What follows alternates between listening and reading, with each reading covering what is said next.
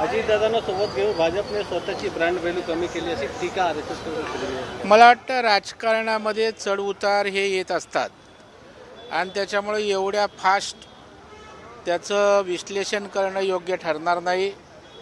शेवटी महायुती जेव्हा होते तेव्हा एकमेकांना त्याचा फायदा होत असतो, तसं एकमेकांना नुकसानही होत असतं आणि त्याच्यामुळे मला वाटतं अशा प्रकारे जाहीरपणे त्या ठिकाणी आमच्यासारख्यांनी बोलणं योग्य होणार नाही. आता या सगळ्या जे काही कमी यश मिळालं आहे त्याचं विश्लेषण पक्षांतर्गत बैठकीत त्या ठिकाणी होईल, त्यावेळेला यावर तपशीलवार त्या ठिकाणी आम्हाला भूमिका मांडता येईल.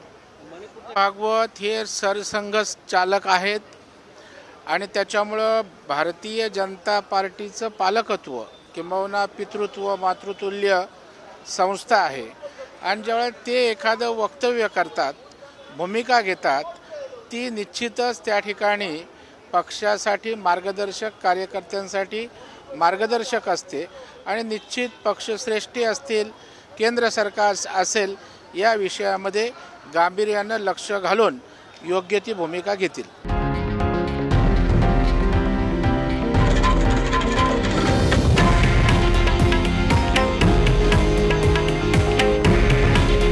हे आहे देशातील नंबर 1 न्यूज नेटवर्क आणि आपण पाहत आहात TV9 मराठी.